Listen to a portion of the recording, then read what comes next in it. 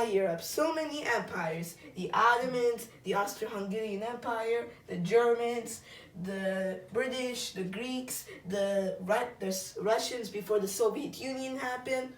So let's get started on talking about how the war started. So the war started because Archduke Franz Ferdinand, the nephew of the Austro-Hungarian leader Franz Joseph, decided to go have like a parade in a Serbian town.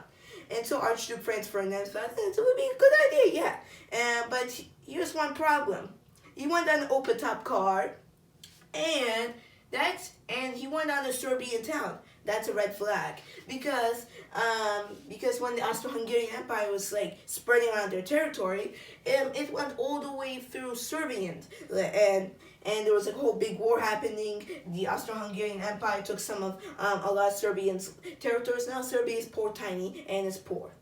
So then,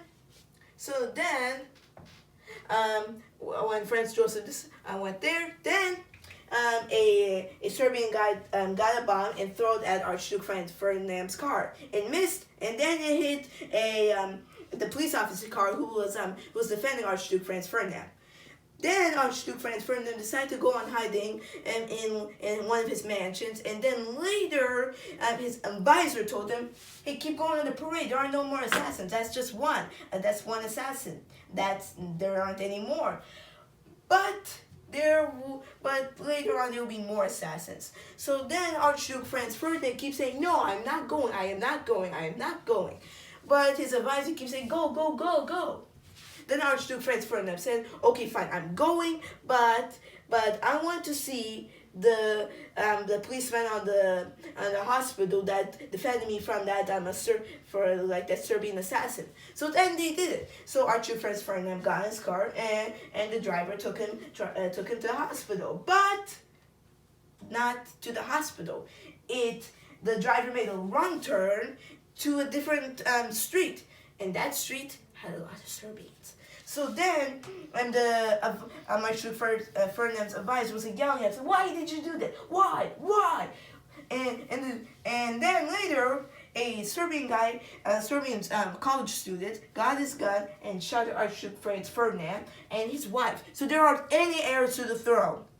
So then after that happened, it spread around all through Europe, and some people might know that was the first declaration of World War I. So then Franz Joseph was so mad that he said a lot of demands to Serbia and saying like, "Oh, you have to do this, you have to do this," and like there was like a lot. Then Archduke Franz because of Archduke Franz Ferdinand's assassination, Serbians said, "Nope, we're not signing that." So then Austro-Hungary declares war on Serbia. And so Serbia is allies with Russia, and Russia protects Serbia because it's like a Slavic country. So Russia defends. So then Russia declared wars on Austro-Hungary for declaring war on Serbia, and Germany was allies with Austro-Hungary. So then Germany declares war on Russia for declaring war on Austro-Hungary for declaring war on Serbia. France is allies with Russia, and so France declares war on Germany for declaring war on Russia declaring war on Austro-Hungary for declaring war on Serbia.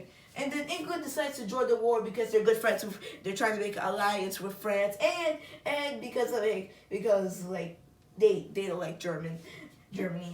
So then later the Ottomans joined because they want some territory, because they've been beat up in the first Balkan War. They got out of like the Balkans, and then the second Balkan War happened that Bulgaria decides to go invade some Serbian territory, but they lost. So there are two reasons why. So there are like a lot of reasons why a lot of like empires joined this war. Now let's talk about Italy. So Italy joins the war because Italy is good friends with Germany and Austro-Hungary. And so then Germany said, "Hey, join the war." And Austro-Hungary said, "Okay, if you join the war, we will give you some of Austro-Hungary's territory." And then later, Italy didn't like joining a war with like two countries that they might lose to, so they decided to join stronger countries like England, France, and Russia. And Serbia is not that strong. So then Italy decides to join the Allies. So now let's get into detail of the whole conquering thing. So then Germany, they decide to push the French. They decide to push through France. But they cannot go there because the French, they build a big border through Germany and France. So the Germans could not enter through here, but they could enter through here. So the Germans, they pushed through there, conquer Luxembourg, and then pushing there all the way through France, and almost conquered Paris by the way. So now Belgium, this is Paris right here, Belgium and Germany. So now there's Belgium and France. They're trying to defend their territories from Germany. Then Germany makes a big border coming all the way through Switzerland, and not a big border, but make like trenches all the way through Switzerland. And you be asking, what is a trench? Well, so like imagine this: you're going to war, okay, and your general says, okay, get a shovel and dig all the way until it's like a big hole. So that's what the trench is. But trenches are used a lot in wars because usually they go into trenches and they get their guns and go like, pew pew pew pew pew, trying to not get killed. And trenches were used a lot during the war. And then now let's go through Austro-Hungary. Austro-Hungary decides to invade Serbia, but they couldn't invade Serbia because, well, the Austro-Hungarian Empire was kind of weak, and like other empires, they were like the Ottomans. They were weak too. And so then the Austro-Hungary, they push through. Germany helps Austro-Hungary Austro-Hungary. Then they push all the way through Montenegro and Serbia. They conquered Serbia and Montenegro. Bulgaria helps. They took some Serbian land. Oh yeah, Bulgaria is big because Bulgaria joins the war because Germany and Austro-Hungary said, okay, if you join the war and our side, we'll give you a lot of territory. And then boom. Now, and the Serbians escaped to Albania. Then Austro-Hungary came and invaded there. Now let's talk about Greece. So Greece wants to join the Allied powers. But how do they join the Allied powers? Well, they joined the Allied powers because the king wanted to join the Axis powers, but the prime minister wanted to join the the Allied powers. So then the country decided to split into two.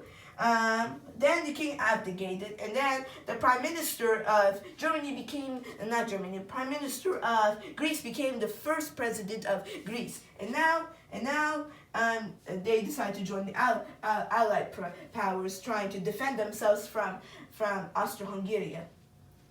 Then let's go through the Ottomans. So the Ottomans were kind of weak. And so because like the Ottomans, they used to have so much territory. They used to conquer they conquered Egypt and half of Africa. They conquered the rest of the Balkans, and they used to be strong. Yeah. But now in this scenario, they are weak. And how are they weak? Well, the Ottomans were, so like you be asking me, well, how did the Ottomans join the war? And you guys would be thinking, oh, it's maybe the king. The king has to definitely do it. But it's not the king because they're kings. The king of the Ottomans is Sultan Mehmet V. And so the government wanted to join the Axis powers. They wanted to do that because they felt that the Axis powers were good. Austro-Hungary, Germany, yeah. And so many Germans were living, and so many Turks were living in Germany. So they thought that would be, yeah, let's join the war. But the government, the king didn't have any hand into joining the war. The king said, okay, fine, join the war, and let's join that team, okay. But but first let's talk about how the government overthrew the king.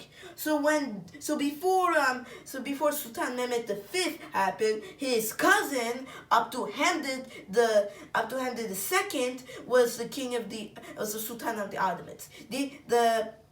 And he was a really good sultan for the Ottomans. He was enthusiastic. He was strong.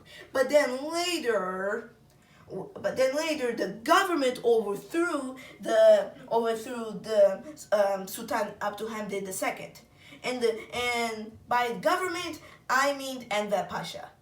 Enver Pasha he's like one of the he's the government, and he fought during World War, and he thought that joining the Axis powers was a good idea. So don't blame Sultan Mehmet V.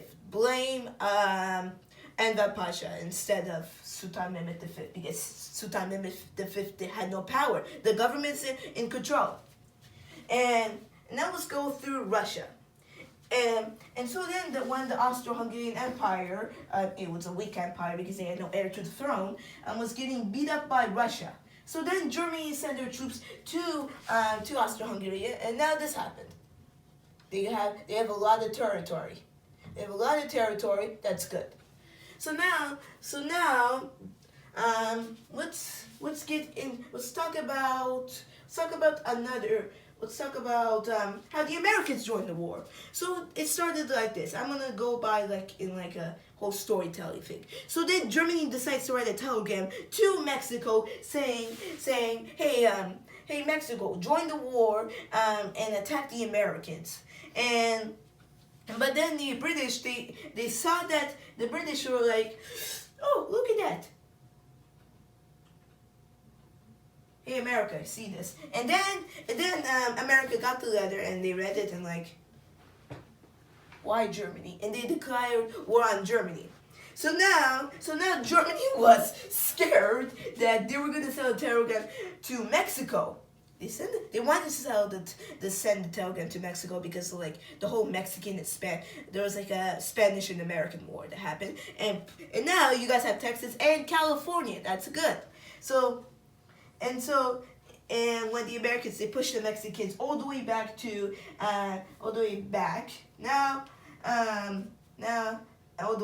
to the Mexico present till this day.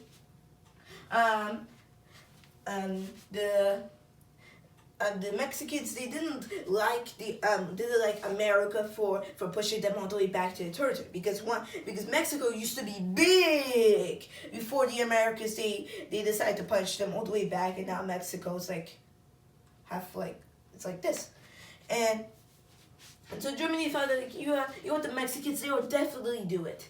But then when England intercepted the message and showed it to America, Germany was messed up. So now Germany was scared, so then they decided to punch all the way through France. This is Paris. So they kept pushing and pushing. They were getting a little bit closer to France. But then when the third push happened, America came. And so then America punched the Germans all the way back. Now Belgium has some land. Now it looks like this. Belgium and France and England are looking tough now, and now Germany is scared because they think that, oh no, the Allies might come through Germany, and Germany doesn't have any more resources. So now no one looks like they're gonna pull off the war. But first, who's gonna get out of the war? That would be Russia. And so you guys might be saying this, why did I write Russia poor? Well, I wrote Russia poor because Germany, because their leader was Kaiser William II. Kaiser William II decided to get Vladimir Lenin from Switzerland to Russia, because imagine this: you go to a coffee shop and you're living in Russia. You buy a coffee, you walk out the store, and then later you'll be hearing so many Russian words about communism, and then you'll see who's saying that, and then you see a bald guy with a black beard and speaking Russian, saying communism is the best. That's Vladimir Lenin. because Vladimir Lenin was exiled to Switzerland. He was exiled to Switzerland because of the whole communist thing. Tsar Nicholas II hated it. Hated Vladimir Lenin, sent him there. And now let me tell you a reason why Russia's poor. So Tsar Nicholas II went to Japan. His father wanted him to go to Japan so he could learn some things. But then later, Tsar Nicholas II came back to Russia, and Tsar Alexander III, his father, decided to teach him how to be Tsar. But then later he had kidney problems and died. So then Tsar Nicholas II, the unprepared leader, became the king. And Tsar Nicholas II, he's how should I say this? Kind of weak. So he spent all of the Russian money on like parties, on like himself, like lavish cars, like lavish mansions, like the whole shebang. And so now Russia is poor. Their people are working in farms, they're being slaves. That kind of sounds like the Soviet Union. So then Vladimir Lenin came to Russia, made Russia pull out the war, and it became communism. And now the Germans are getting more and more territory from Russia. And now this is Petrograd. They named it Petrograd because the old one sounded a little bit German, St. Petersburg. So then they moved it all the way through Moscow. That's where Moscow is. It's in the Russian flag. Because the Germans were getting really closer to Petrograd, so they moved it to Moscow. And now let's talk about the Ottomans. Okay. So the Ottomans, they were kind of weak, but when the British they helped the Arab tribes revolt through the Ottomans and pushing them all the way back into Syria and Iraq. It will take a while to erase all of this. Okay, it pushed them all the way back to Syria and Iraq. Okay, imagine this is Syria and Iraq. And now the Ottomans have blamed on the Armenians. So let me tell you this whole story that might go a little bit fast. So then the Ottomans, they blamed it on the Armenians because when soldiers had come back to war, they killed the Armenians, they killed the innocent civilians, they killed soldiers, and so then the Ottoman soldiers, they decided to kill the Armenians back because they deserve it for killing their people and killing their soldiers. And so many Armenians died that day. And that's where the Armenians live. So now so many empires are struggling. The Ottomans were getting beat up by England and the Arab tribes. And it'll be kind of struggling and I already told you that Russia pulled out the war. When Russia pulled out the war, Germany had so many territories. Now it looks like this. And when Romania decided to join the war, they lost so many territories either. So now, and I told you that Germany was losing so many resources. So when you're losing so many resources, then the Ottomans joined out the war. Now there's no such thing as the Ottomans. Now it's just regular Turkey. And then Austro-Hungarian decided to pull out the war, so no more Austro-Hungarian. You're back to Austria and Hungary. And then Germany decides to pull out the war, and yeah, that's the entire history. But then when Germany decides to pull out the war, there's now Poland exists, and Germany wanted to make Poland a country because when Poland was getting conquered by Russia, they wanted to help the Poles, and they freed the Poles when they pushed them back. And then when Germany had to pay the debt to the war, and so when Germany paid the debt to the war, they called it the Treaty of Versailles.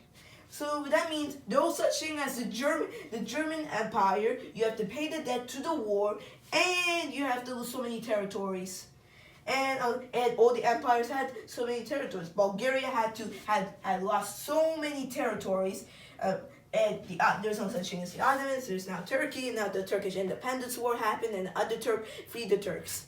And now Germany is back to regular old Germany. And yeah, yeah, that's all this video. So I hope you like this video, and the next video I'll be talking about World War II. Bye!